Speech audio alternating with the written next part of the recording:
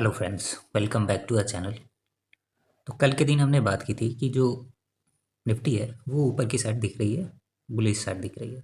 और हमने ये भी बात की थी कि 23,800 का पहला रेजिस्टेंस है और फिर 24,000 का दूसरा है और फिर 24,200 से 24,400 का ये थर्ड जोन होने वाला है। तो अभी अगर हम आज के दिन की बात करें तो आज ऑलमोस्ट 23,850 तक गई थी। फिर वहाँ से जो क्लोजिंग हुई है वो 23,800 के नीचे हुई है।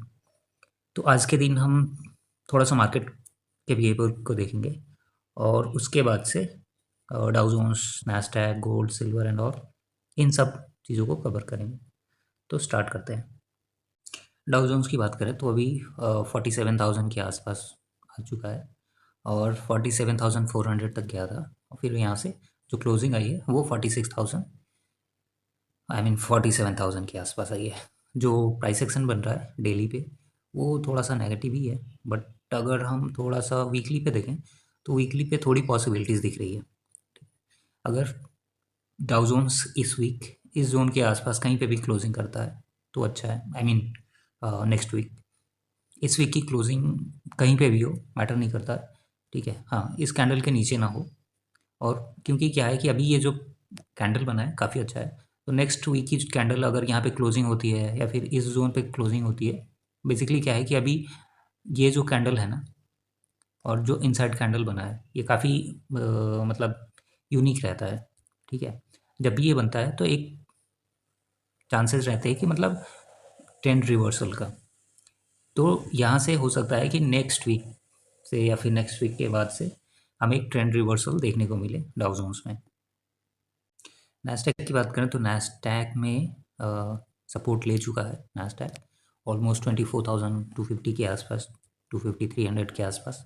और आने वाले टाइम में मुझे लगता है कि अब थोड़ा सा बॉटम पकड़ने की तैयारी हो चुकी है और चांसेस हैं कि एक बार ये इस लेवल पे सस्टेन करे। अगर ये लेवल सस्टेन हो जाता है 25,000 से लेके 24,300, ये जो 700 पॉइंट है काफ़ी क्रूशल है। अगर इस लेवल पे जितना ज़्यादा टाइम स्पेंड करेगा उससे पता चलेगा कि ये जो लेवल है 24,500 का ये सस्टेन रहेगा और सपोर्ट की तरह काम करेगा।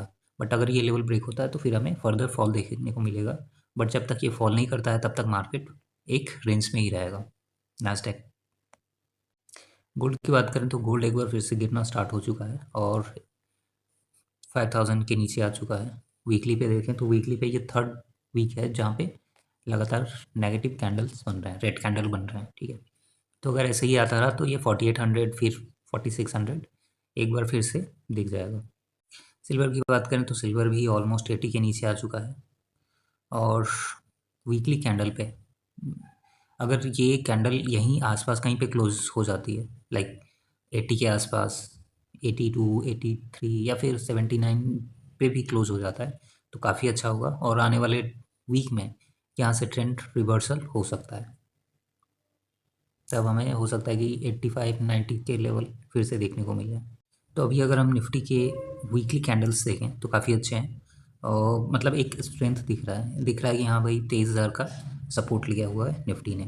बट अगर हम डेली टाइम फ्रेम पे देखें तो डेली टाइम फ्रेम पे भी मतलब पिछले जो 3 कैंडल बने हैं ग्रीन ग्रीन बने हैं काफ़ी अच्छे हैं। और बेसिकली क्या है कि ये आने वाले टाइम में ये डिफाइन करेगा कि ये मोमेंटम कैसे मतलब कितना सस्टेनेबल रहता है। क्योंकि अभी अगर हाई देखें तो इसका जो रिसेंट हाई था वो इस लेवल पे ही है, ठीक है। मतलब ऑलमोस्ट 26,000 के आसपास है। उसके अलावा ये जो जोन है यहाँ पे है मतलब 24,400 के आसपास।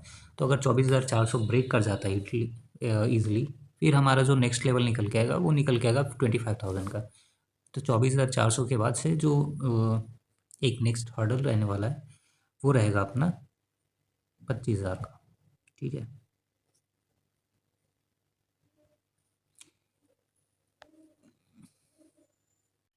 तो निफ्टी की अगर बात करें तो निफ्टी बेसिकली एक चैनल में चल रहा है। अगर ऊपर से आप देखोगे 24,300 से गिरना स्टार्ट हुआ और गिरते गिरते 23,950-55 के आसपास आके लो लगा, 955-960 के आसपास।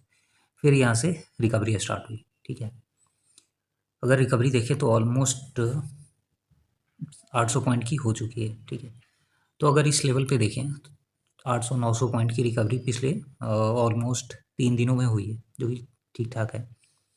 आने वाले टाइम में मुझे लगता है कि 24,400 का एक क्रूशियल लेवल होने वाला है। अगर ये लेवल ब्रेक होता है, फिर हमें फर्दर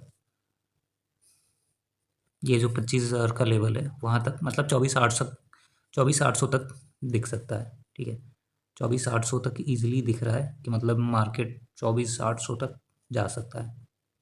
क्योंकि दो चीज़ें हैं यहाँ पे। अगर 24,800 ब्रेक होता है, ब्रेक इन द सेंस कि मतलब इसके ऊपर ट्रेडिंग स्टार्ट हो जाती है 24,800 के ऊपर, तो इसका जो रीसेंट हाई है 24,800 ही है। तो अपने रीसेंट हाई को जैसे ही ब्रेक करेगा, फिर जो फ्रेश बाइंग आएगी वो बहुत ही शार्प होगी, और फिर उसमें और ज़्यादा मतलब सस्टेनेबिलिटी बढ़ेगी। जो एक साइकोलॉजिकल लेवल है 25,000 का, वो भी ब्रेक होगा।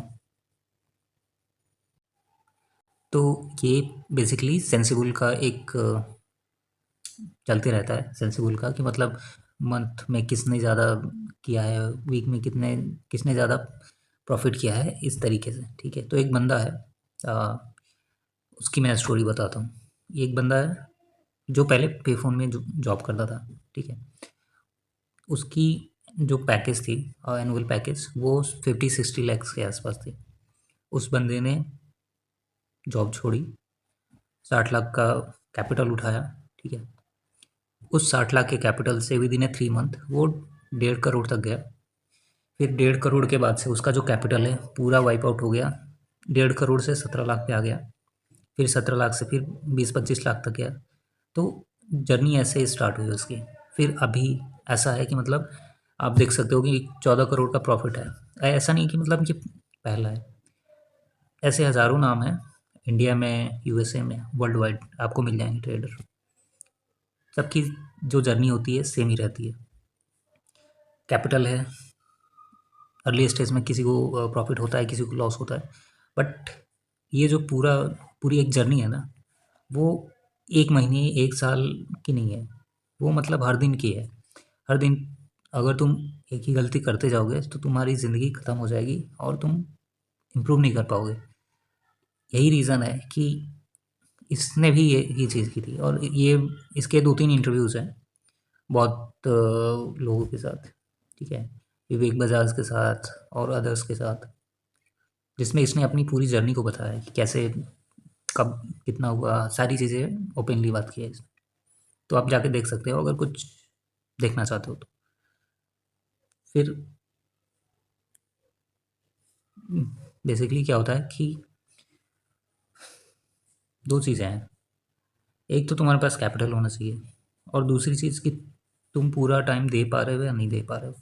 अगर तुम्हारे पास कैपिटल है और तुम पूरा टाइम दे रहे हो तो हर दिन, हर मतलब 10 दिन में 1 या 2 दिन ऐसा आएगा जिस दिन बड़ी अपॉर्चुनिटी मिलेगी। और इसकी एक बात बहुत सही लगी मुझे कि जब तुम्हें लगता है ना कि तुम सही हो, उस दिन पूरा झोंक दो। क्योंकि ये सारी चीज़ें ना, मतलब ये चीज़ें हर कोई करता है। जितने भी लोग बड़े हुए हैं, बड़ा नाम कमाया, मतलब ट्रेडिंग में बड़े पैसे बनाए, वो बर्बाद भी उसी रीज़न से हुए हैं और बने भी उसी रीज़न से हैं। विजय केडिया, रामदेव अग्रवाल। ठीक है, रामदेव अग्रवाल ने एयू स्मॉल फाइनेंस बैंक है, उसमें 25 करोड़ लगाए थे, वो भी बहुत पहले। अभी आज उसका जो वैल्यूएशन था वो आई गेस 4,500 या 5,000 करोड़ का था। राकेश झुनझुनवाला ने भी सेम किया था टाइटन में। विजय केडिया ने भी सेम किया था। इवन तुम वॉरेन बफे को देखो, उसमें उसने सारा अपना कैपिटल, मतलब मोस्टली पेप्सी पे लगाया था, कोका कोला पे। ठीक है, बिल एक्मैन का देख लो, रे डेलियो का देख लो, जितने भी बड़े प्लेयर हैं, मतलब XYZ इंडिया से लेके वर्ल्ड वाइड तुम देख लो, जहाँ पे भी उनको दिखती है कि अपॉर्चुनिटी है, वहाँ पे वो पूरा अपना कैपिटल लगा देते हैं। और इस रीज़न से बहुत सारे लोग बर्बाद भी हुए हैं, जैसे लेबर मूर इसी रीज़न से बर्बाद हुआ। रे डेलियो एक बार ब्रोक हो चुके थे इसी रीज़न से। बिल एक्मैन इसी रीज़न से बैंकरप्ट होने वाला था। वॉरेन बफे मतलब का तो बीच में थोड़ा सा था बट उतना ज़्यादा नहीं था। बट ट्रम्प का देख लो, ट्रम्प भी एक टाइम पे ऐसे आ गया था। तो बेसिकली स्टोरी ये है कि तुम्हें अपॉर्चुनिटी मिलेगी, बट उस टाइम तुम्हारे पास वो कैपिटल है नहीं है, वो मेन चीज़ रहती है। अगर सपोज़ तुमने कोई गोल्ड में, सिल्वर में कोई अपॉर्चुनिटी देखी कि यहाँ से 50% 60% ऊपर जा सकता है, कोई स्टॉक ही फाइंड आउट कर लिया, बट अगर तुम्हारे पास कैपिटल नहीं है, वो 50-60% यूज़ कर, मतलब वो उस अपॉर्चुनिटी को मतलब कैप्चर करने के लिए, ठीक है, तो वो बेकार है फिर। बहुत से ऐसे लोग हैं, बहुत टैलेंटेड हैं, बट कुछ नहीं होता है।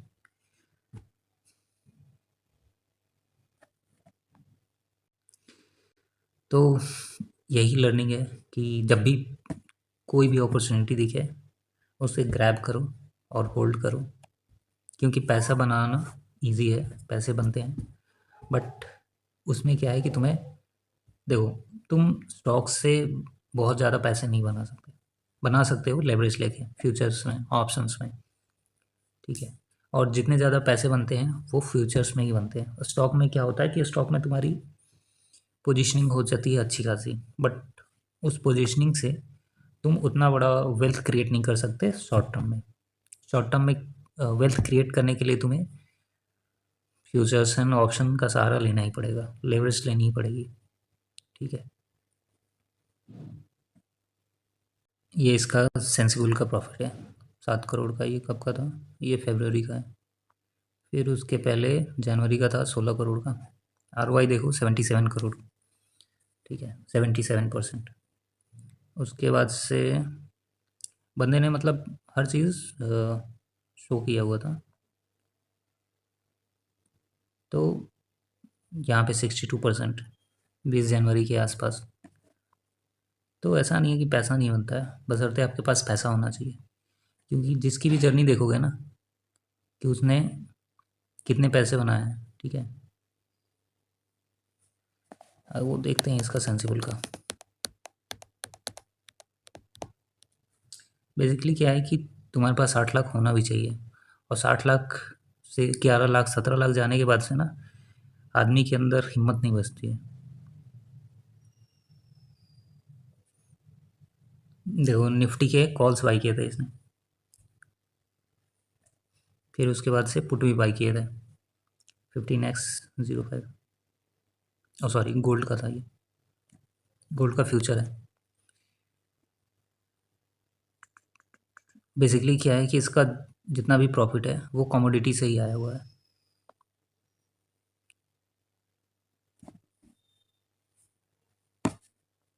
तो जब भी अपॉर्चुनिटी मिले, जाओ विदाउट थिंकिंग, क्या ही होगा। पैसे बनाने की यही रीज़न है। देखो, मैं पिछले 3-4 साल से अच्छी अच्छी अपॉर्चुनिटीज़ देख रहा हूँ, बट पैसे नहीं बना पा रहा हूँ, क्योंकि कैपिटल नहीं है। कैपिटल नहीं होना भी बहुत बड़ी बात है। निफ्टी में इसका लॉस था, गोल्ड में 9 करोड़ का, सिल्वर में 6 करोड़ का। और गोल्ड में तो मैंने बहुत पहले, गोल्ड में मैंने, जब गोल्ड यहाँ पे था 3400 के आसपास, तभी मैंने बताया था कि मतलब 4500 तक का ही टारगेट था मेरा, 4500 से 4800 के आसपास। और ये मैंने बहुत टाइम पहले बताया था, मतलब ऑलमोस्ट जब ये इस लेवल पे था 3400 के आसपास, और इस बंदे ने इसी लेवल पे बाइंग करनी स्टार्ट की थी, फ्यूचर वगैरह। सोचो, अगर अपने पास भी इतने पैसे होते तो अपन भी कहाँ से कहाँ पहुँचे होते। देखो, मेन क्या होता है ना, अपॉर्चुनिटी हर किसी को दिखता है यार कि मार्केट ऊपर जा रहा है, बट उस चीज़ को, उस अपॉर्चुनिटी को हर कोई ग्रैब नहीं कर पाता। और जो उस अपॉर्चुनिटी को अच्छे से अपने फेवर में ले लेता है, तो फिर वो बंदा फिर एक अलग लेवल पे पहुंच जाता है।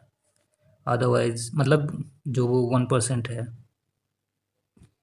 वहाँ पे पहुंच जाता है। अदरवाइज एनालिसिस करते रहो, रिसर्च करते रहो, कुछ फ़ायदा नहीं है।